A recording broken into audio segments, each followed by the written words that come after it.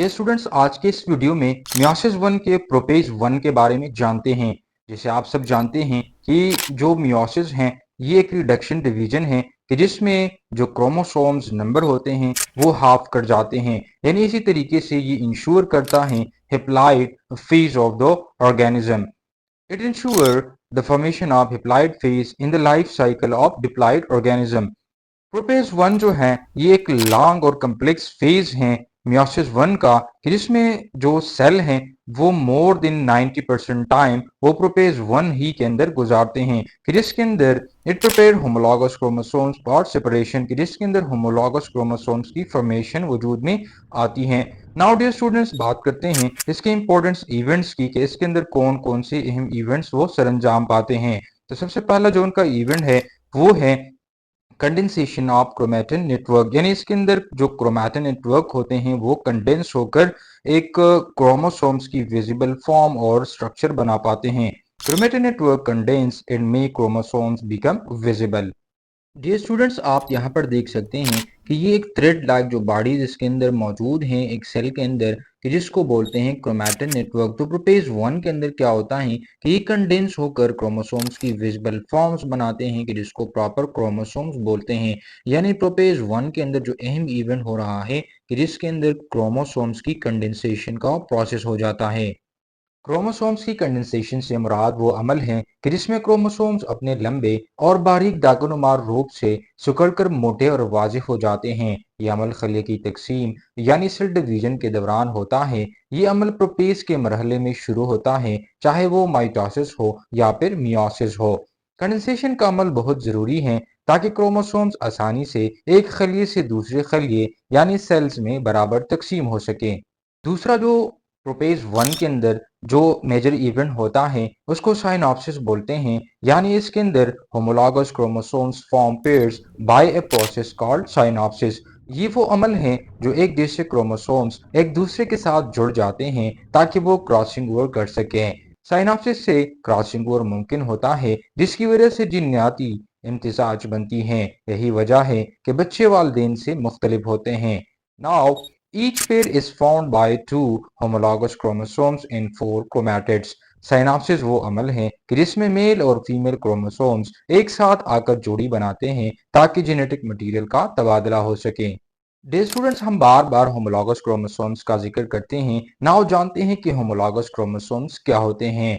Pair of chromosomes in diploid organisms have same length and shape, carry the same gene at the same position or loci, have different form of genes or allele। ये pair of chromosomes होते हैं किसी भी एक diploid organisms के अंदर कि जिसका लेंथ और शेप एक जैसे होते हैं, जो कि एक जैसे जीन रखते हैं सेम लुकाई के ऊपर या फिर डिफरेंट जीन्स और एलील रखते हैं सेम या डिफरेंट लुकाई के ऊपर।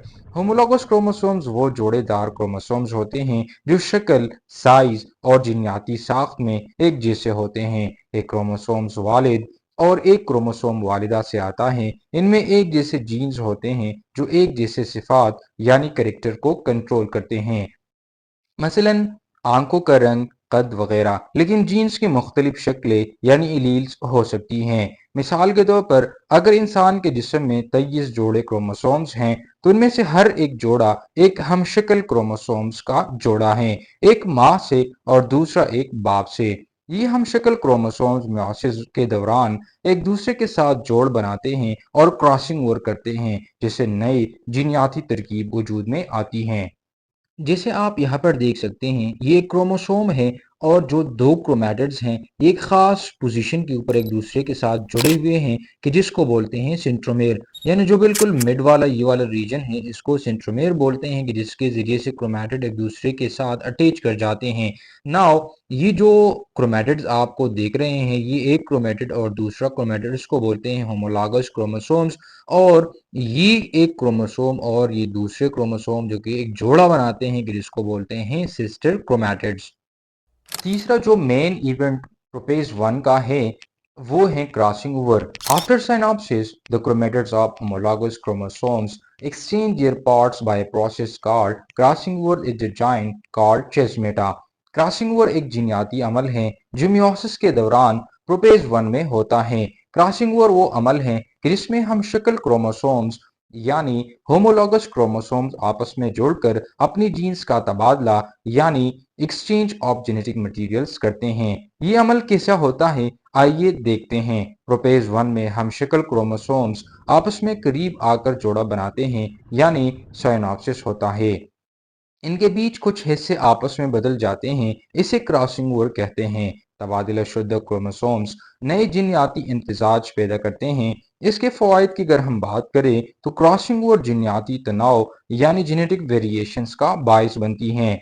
औलाद में माँ बाप से मुख्तलिफ सिफात पैदा होने में मदद मिलती हैं। ये अमल इर्तिकाई अमल यानी एवोल्यूशन और नस्ली तनाव के लिए बहुत अहम है।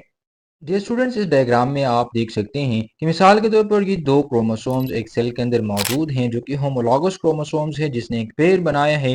तो लेट्स से ये जो एक क्रोमोसोम है ये मैटरनल क्रोमोसोम है और जो दूसरा क्रोमोसोम है वो पैटर्नल क्रोमोसोम है। तो क्या होता है कि ये दो क्रोमोसोम एक दूसरे के करीब आता है, इस तरह आता है कि इनका एक खास पार्ट जो है वो एक्सचेंज कर जाता है कि जिस प्रोसेस को बोलते हैं क्रॉसिंग ओवर।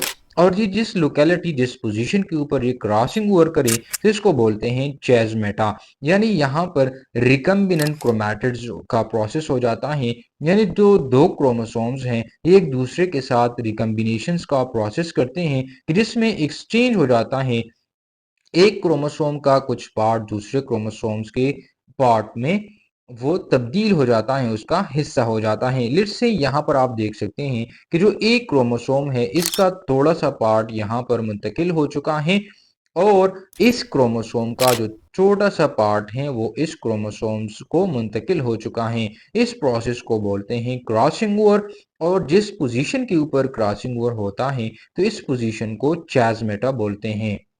फोर्थ नंबर पर जो मियोसिस वन के प्रोपेज वन का जो इंपॉर्टेंट इवेंट है वो है स्पाइनल फाइबर फॉर्मेशन।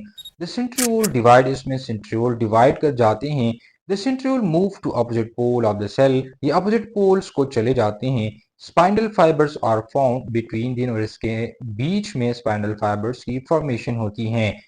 ये स्टूडेंट स्पाइनल फाइबर बारीक दागानुमा साख्तें होती हैं जो खली की तकसीम यानी मियोसिस और माइटोसिस के दौरान बनती हैं और क्रोमोसोम्स को बराबर हिस्सों में तकसीम करने में मदद देती हैं। प्रोपेज के आगाज ही में खले के मरकज के करीब मौजूद सेंट्रियोल सेल के मुखालिफ किनारों की तरफ हरकत करते हैं और ये सिर्फ एनिमल सेल्स में होता है।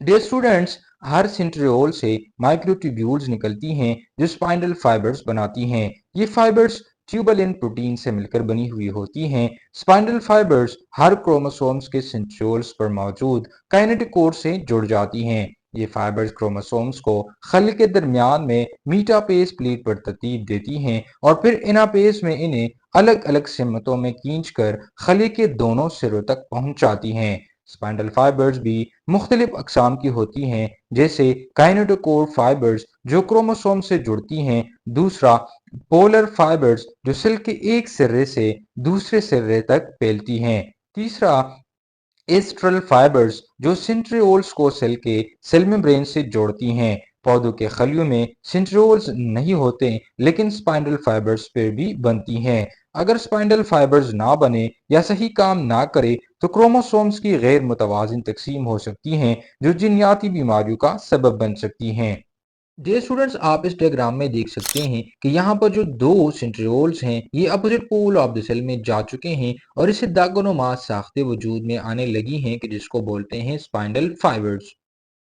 जी स्टूडेंट्स, मियोसिस वन के प्रोपेज वन का जो लास्ट और इम्पोर्टेंट इवेंट है वो है nuclear membrane disappear. Nuclear membrane का गायब होना सेल डिवीजन के अमल में प्रोपेज वन के दौरान होता है। प्रोपेज के दौरान सेल के मरकज में मौजूद न्यूक्लियर मेम्ब्रेन टूट जाती हैं या गायब हो जाती हैं ताकि क्रोमोसोम्स को स्पाइनल फाइबर्स आसानी से पकड़ सकें और उन्हें नई खलियों में बराबर तकसीम किया जा सके। ये अमल माइटोसिस और मियोसिस दोनों में होता है।